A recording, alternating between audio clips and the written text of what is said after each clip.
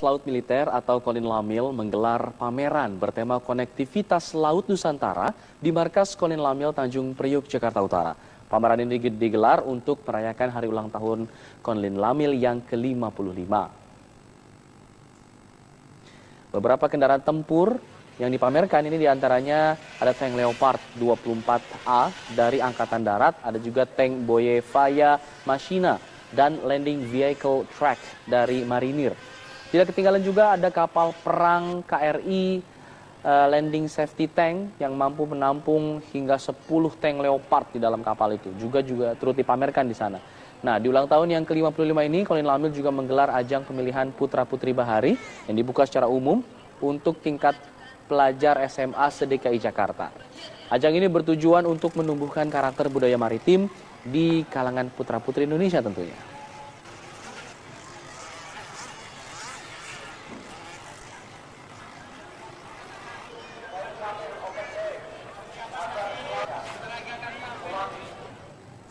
Ya, untuk mengetahui informasi lengkapnya, kita sudah terhubung dengan rekan kami Herunisa di Komando Lintas Laut Militer Kolin Lamil Tanjung Priuk, Jakarta Utara. Herunisa, apa yang menjadi daya tarik di sana selain kendaraan-kendaraan tempur ini tentunya ya, yang banyak sekali diminati oleh anak-anak sepertinya di belakang? Buah kontrol. Ya, Alfat, memasuki waktu sekitar pukul 12, meski cuaca terik, tapi pameran dalam rangka hari ulang tahun Kolin Lamil bertempat di Tanjung Priuk, Jakarta Utara ini justru semakin ramai kedatangan masyarakat. Karena memang pameran ini digelar bukan hanya untuk internal Kolin Lamil, tapi juga digelar untuk umum, sehingga masyarakat bisa secara langsung melihat kendaraan-kendaraan perang ataupun menikmati pameran-pameran yang ada di sini.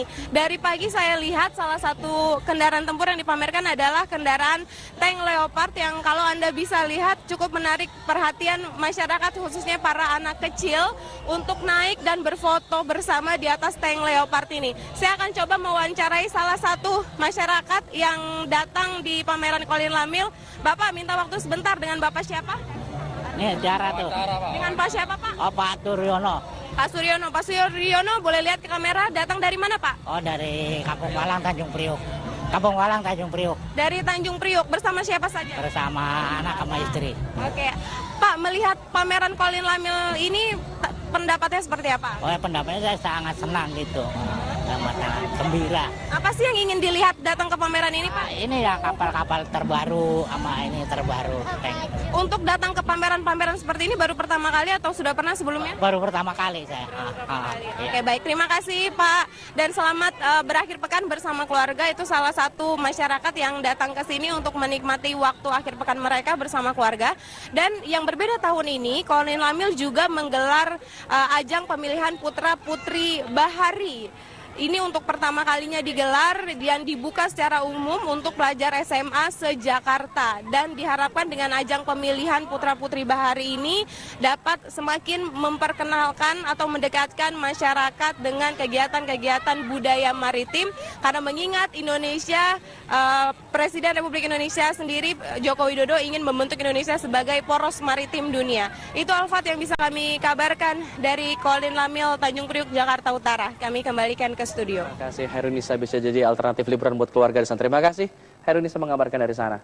Kami akan Lebih kurang 3 bulan lagi Joko Widodo genap 2 tahun menjabat sebagai Presiden Republik Indonesia. Sejumlah prestasi berhasil ditoreh di tengah berbagai tantangan baik internal dan global.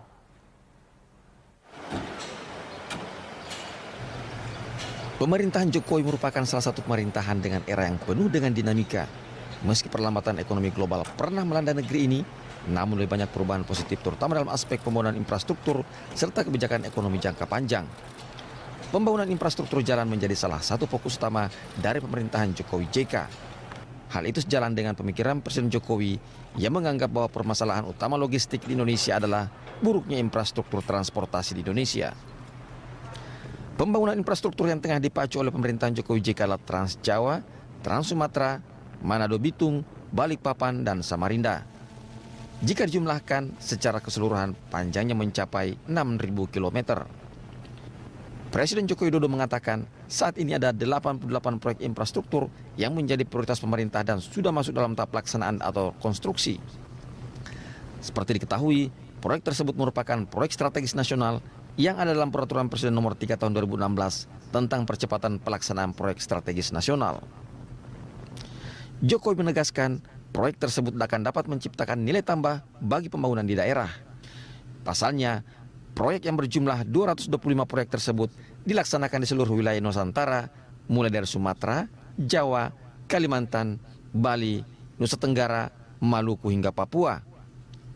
Ambisius proyek infrastruktur mampu memberikan dampak luar biasa terhadap pasar real estate atau properti. Seiring dengan peningkatan ekonomi secara keseluruhan dan ketersediaan lapangan kerja dalam sektor konstruksi, pembangunan berskala besar ikut membantu meningkatkan tingkat kesejahteraan masyarakat. Tim Liputan Berita 1. Ribuan pendukung Jokowi menghadiri forum silaturahmi nasional bersama Presiden Joko Widodo di Jakarta. Forum itu sekaligus merupakan momentum halal bihalal antara Presiden dan para pendukung yang hingga sekarang tetap mengawal program-program kerja unggulan Presiden. Kedatangan Joko Widodo langsung disambut para pendukungnya. Teriakan nama Jokowi berulang kali menggema di lokasi acara. Menurut Ketua Panitia Pelaksana Silatnas Pendukung Presiden 2016, Michael Umbas, acara ini diharapkan dapat mempererat hubungan antar pendukung. Umbas juga mengatakan organ relawan telah membulatkan tekad untuk bersatu tanpa menghilangkan identitas dan karakter, serta ciri khas pergerakan masing-masing. Ini adalah bentuk komitmen dan dukungan penuh kepada pemerintahan Jokowi.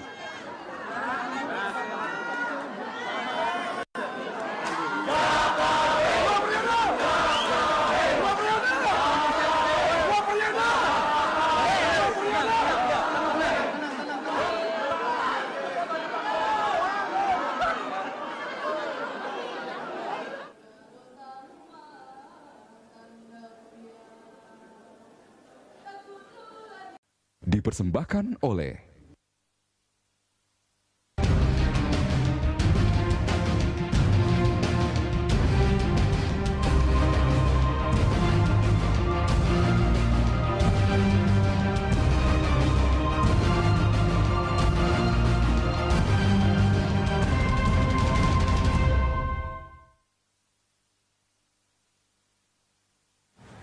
Isu reshuffle Kabinet Jilid 2 akhir-akhir ini semakin kencang berembus. Kendati belum ada informasi resmi dari lingkungan istana, begitu pula para pimpinan partai politik pendukung awal Jokowi JK.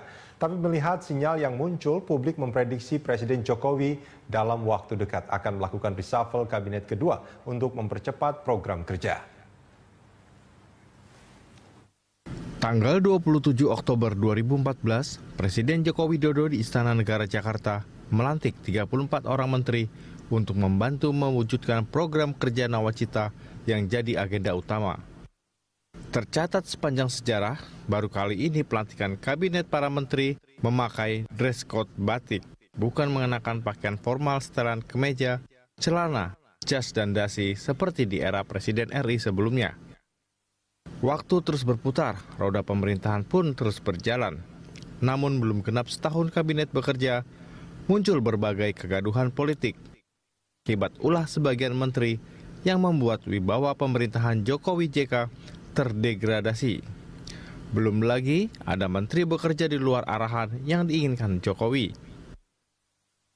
Alhasil, Presiden Jokowi melakukan kocok ulang kabinet kerja dan melantik 5 menteri baru dan 1 orang setingkat menteri. Tujuannya jelas, agar seluruh menteri dapat memainkan irama dengan harmoni yang sama. Kini, kurang lebih 3 bulan lagi, Joko Widodo genap 2 tahun menjabat sebagai Presiden Republik Indonesia. Sejumlah prestasi berhasil ditoreh di tengah berbagai tantangan, baik internal dan global, serta semakin kencangnya angin reshuffle jilid 2 berhembus yang ditangkap publik. Sejumlah menteri juga sudah dipanggil ke istana oleh Jokowi. Namun menteri-menteri yang dipanggil berkilah itu tidak ada kaitannya dengan isu reshuffle kabinet. Presiden hanya ingin meminta penjelasan target kerja di lingkup kerja masing-masing. Publik menilai sinyal reshuffle semakin kuat, terlebih ketika Jokowi meminta para menteri tidak melakukan kegiatan di luar kota dari tanggal 26 sampai 29 Agustus. Bagaimanapun juga, dinamika politik terus bergerak dinamis. Bergabungnya Partai Politik Golkar PAN, dan P3 menjadi pendukung pemerintahan Jokowi JK, selain memperkuat posisi pemerintah, pada sisi lain membawa implikasi politik berupa imbal jasa untuk mengakomodir parpol pendukung baru itu. Akankah sinyal reshuffle yang berhembus semakin kencang segera terrealisasi dan mampu membangun komposisi ideal bagi kabinet kerja ke depan? Hanya Jokowi yang punya jawabnya. Gelagat Presiden Jokowi akan melakukan reshuffle kabinet kerja yang kedua kali terus mencuat meski belum ada konfirmasi dari lingkungan istana. Tapi melihat sejumlah sinyal yang muncul, terlebih instruksi Jokowi agar menteri dalam waktu dekat tidak melakukan kegiatan di luar kota semakin memperkuat dugaan publik reshuffle kabinet benar akan terjadi. Lantas posisi menteri apakah yang berpotensi diganti? Apakah masuknya partai politik pendukung baru yang otomatis mengurangi jatah parpol pendukung awal tidak akan menciptakan gesekan? Kita langsung membahasnya bersama peneliti senior LIPI Indria Samego. Saya langsung saja Pak, ini kalau kita bicara soal reshuffle pertanyaannya perlu nggak? Ya, saya kira kalau ukurannya adalah kinerja, ya, baik individu maupun kementerian, ya, maka reshuffle adalah sebuah kebutuhan. Untuk kalau kita bicara kinerja, reshuffle adalah, ya, kebutuhan ya. Artinya adalah kebutuhan. Artinya boleh nggak kalau saya katakan kinerjanya selama hampir 2 tahun ini memang belum membaik? Artinya kalau kita lihat secara umum ya, hasil penelitian teman-teman itu kan menunjukkan ada peningkatan. Okay. Jokowi sekarang di atas 67% lah kira-kira dukungan publik terhadap pemerintahan Jokowi. Tingkat kepuasannya ya. Itu berarti secara umum ya. Tetapi kalau kita lihat per kementerian, ya tentu saja ada kalau bahasanya Pak Jokowi sopan betul, gaya yang berbeda. Okay. Tapi kita tidak bisa bicara gaya karena itu terlalu subjektif. Kita ukur dengan kinerja. Kinerjanya apa? Ya itu nawacita itu. Okay. Jadi kementerian seberapa jauh dia bekerja mendukung program-program pemerintah.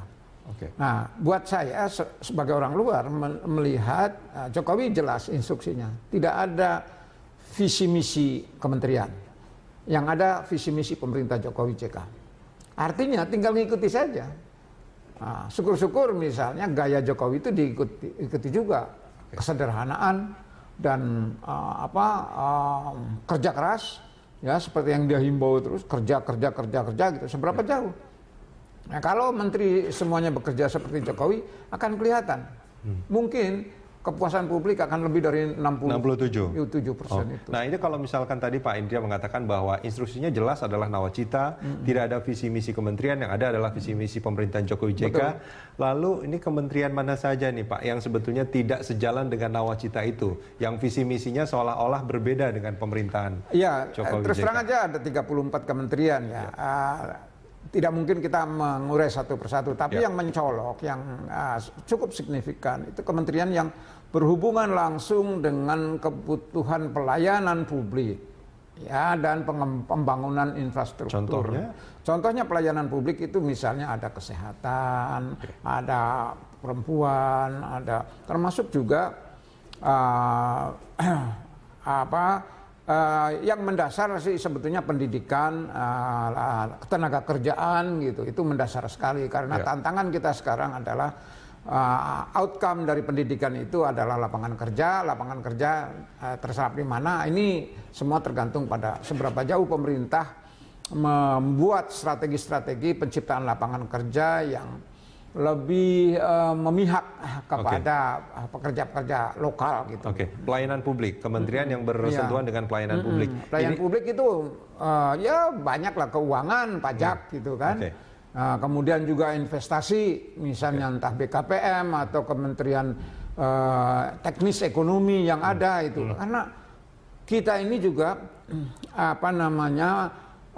melihat koordinasi antar misalnya industri dengan perdagangan seberapa jauh sudah ada kerja sama yang baik, koordinasi.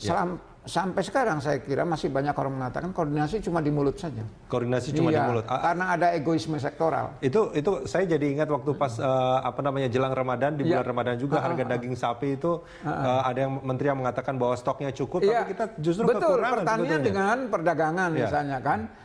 Pertanian seolah-olah memihak pada peternak lokal, ya kan? Tapi buat perdagangan, dilihat dari sisi ekonomi, ini persoalannya makin banyak supply, makin banyak daging, makin membela konsumen, gitu kan? Jadi seolah-olah perang antara kepentingan konsumen dengan produsen. Tapi saya tidak yakin bahwa petani itu dibela oleh kementerian, oleh faksi atau kelompok-kelompok yang seolah-olah memperjuangkan peternak lokal. Karena saya anak petani, jadi saya tahu bahwa petani itu yang diharapkan cuma ya misalnya sekarang saya beternak sapi 1 tahun atau 3 tahun bisa dijual untuk korban gitu ya. Itu saja. Soal naiknya berapa persen itu urusan pasar.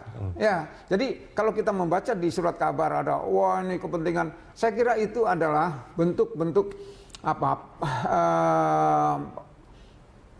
ya penyalahgunaan persepsi publik bahwa memang petani dibela oleh kelompok asosiasi itu. Padahal tidak. Artinya hanya pencitraan dalam hal ini? Iya, ya sebetulnya lebih banyak politisnya dari orang-orang tertentu, terutama middleman. Petaninya sendiri dari dulu keuntungannya paling naik 10-20%. Begitu-begitu aja.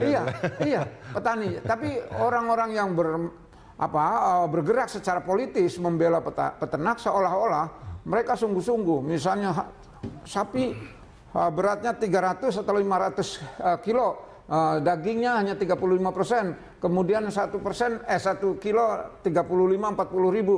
Jadi di total ya nggak mungkin kurang dari 80 ribu. Iya, karena Presiden mengharapkan supaya daging sapi 80 ribu. Jadi di counter habis. Tapi sebetulnya petani nggak ngerti apa-apa itu. Boleh tanyakan petani.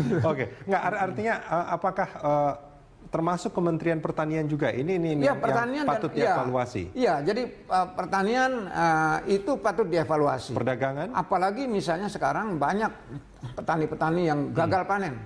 Ya. Dulu waktu saya kecil, saya anak petani betul, saya merasakan gunanya Kementerian Pertanian memberikan penyuluhan pertanian. Sekarang nggak ada. Sekarang tidak ada. Nggak ada lagi. Saya ingat dulu zaman dulu ada penyuluhan pertanian. Iya, zaman revolusi hijaunya Pak Harto dulu. Ada kelompok pencapir segala macam. Betul, kelompok pencapir. Sekarang boleh dikatakan karena sumber informasi banyak. Jadi Kementerian Pertanian kehabisan. Tapi nggak semua petani bisa mendapatkan informasi dari media yang bisa didapatkan oleh kita. Sekarang, sekarang televisi bisa kemana-mana gitu. Jadi tidak ada lagi alasan bagi Kementerian Pertanian untuk memonopoli. Tadi ada beberapa sektor. Kalau boleh saya saya coba simpulkan. Intinya adalah sektor yang berkenaan langsung dengan pelayanan publik. Ya. Terus termasuk juga ekonomi di sana. Ekonomi pasti karena itu kemudian lapangan pekerjaan, pekerjaan, pendidikan, kesehatan, perempuan, pertanian termasuk di sini juga.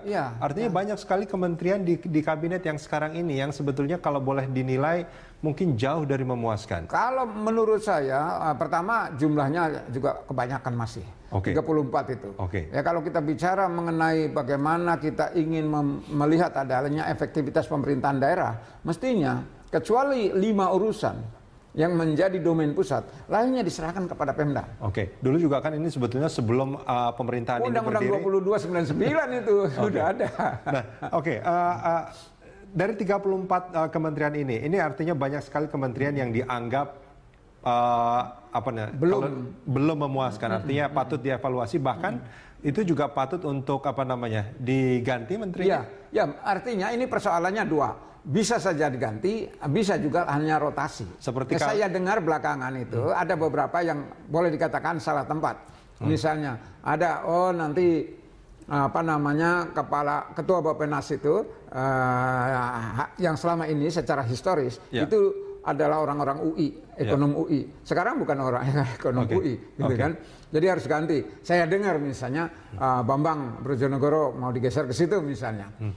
Kemudian Rizal Ramli yang cerewet terus di Kementerian Maritim. Mungkin dia tidak merasa fit dengan posisi itu. Artinya apa yang dia diharapkan itu ternyata di cover oleh kementerian lain, sehingga oleh Rini Suwandi bilang lu ngurusin aja your own business gitu kan, mind your own business gitu kan, kasarnya begitu. Jadi si Rizal mungkin merasa saya teriak aja gitu. Tapi Pak Rizal Kepret terus. Kepret terus. Bahkan akhir tahun juga jadi dia yang dugaan mengatakan saya bahwa dia ada mungkin reshuffle. merasa tidak feel at home di posisi sekarang. Dia digeser misalnya Kementerian Darmin. Darmin digeser atau ke tempat bisa saja itu. Tetapi the rest adalah pergantian yang melihat bagaimana konstelasi politik sekarang. Karena Presiden Jokowi memang sebagai kepala pemerintahan punya wewenang penuh, prerogatif penuh. Tapi pertimbangannya itu didasarkan pada dua hal. Apa itu? Pertama, fungsional. Pertimbangan seberapa jauh efektivitas orang-orang yang dipercaya membantu dia. Yang kedua, dukungan politik. Kita jeda sebentar, kita akan